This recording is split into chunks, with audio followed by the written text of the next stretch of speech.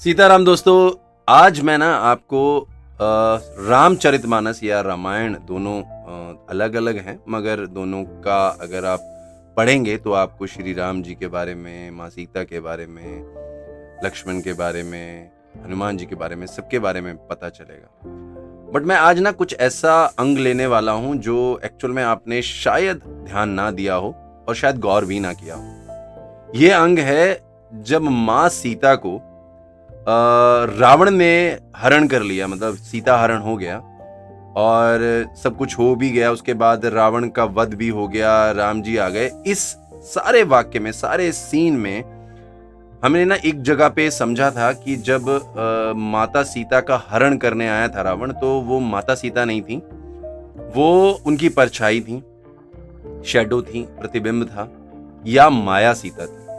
ये वो माया सीता थी जो अग्निदेव ने राम जी को रावण के हरण करने से पहले ही आके बता दिया था कि रावण हरण करने आ रहा है और मां सीता को आप मुझे सौंप दीजिए, मैं उनका बिल्कुल रिप्लिका, मतलब एकदम हूबहू मैं आपको देता हूं माया सीता, जिसका वो हरण करके ले जाएगा और मैं आपको मां सीता वापस करूंगा जब आप जीत कर आएंगे और आप अग्नि परीक्षा का एक समागम बनाएंगे या अग्नि परीक्षा का एक इवेंट बनाएंगे, तब मैं आपको वापस कर दूंगा। अब ना जब हम रामायण और रामचरितमानस पढ़ते हैं तो ये माया सीता कहाँ गई, मतलब इसके बारे में ना बहुत सारे लोगों ने मुझसे सवाल किया। तो मुझे लगा कि आज इस वीडियो में मैं आपको बताऊं कि जो माया सीता हैं वो कहाँ गई और उनका क्या आगे रोल रहा। तो जब माया सीता एक्सचेंज हो गई, मतलब जब अग्नि परीक्षा हुआ और माँ सीता ओरिजिनल वाली आ गई और माया सीता जो थी वो अब अग्नि देव के पास चली गई, तो अग्निदेव और श्री राम जी ने उनको एडवाइस किया कि अब आप तप करने चाहिए। तप कहाँ पे, किस दिशा में? आज अगर हम भारत में देखें तो पुष्कर जिस जगह पे है ना, उस दिशा में राम जी ने और अग्निदेव ने उनको कहा कि आप तप करें और उन्होंने लगभग 3 लाख देव युग के समान उन्होंने तप किया। जब उन्होंने तप किया तो वो बन गई स्वर लक्ष्मी। ये जो स्वर लक्ष्मी थी, जब द्वापर युग हुआ और जो द्रुपद थे, पांचाल थे, उन्होंने जब यज्ञ किया, तब यही स्वर लक्ष्मी उस यज्ञ से निकली एज पांचाली, यानी द्रौपदी, जो बाद में पांडवों की धर्मपत्नियां बनी, मतलब धर्मपत्नी बनी। वो एक थी, वो 5 थी।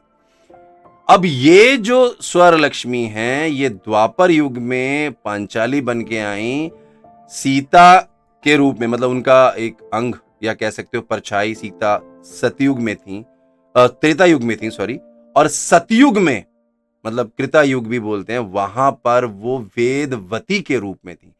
तो ये जितने भी हिस्से थे ना, ये हिस्से मां सीता से ही जुड़े थे, पर माया सीता का वर्णन उसके बाद लोगों को नहीं पता था। तो मुझे लगा कि शायद ये जो सुंदर सी कथा है, ये जरूर आप लोगों को पता होना चाहिए कि स्वर लक्ष्मी के रूप में जब द्वापर में यज्ञ किया गया तो यही द्रौपदी बन के आई। तो इस तरीके से हमारे जितने भी शास्त्र हैं, हमारे ग्रंथ हैं, हमारे महाकाव्य हैं, उनकी जो कथाएं हैं ना, वो बहुत सुंदर हैं। अगर आप पढ़ेंगे, सुनेंगे तो आपको बहुत ज्ञान होगा।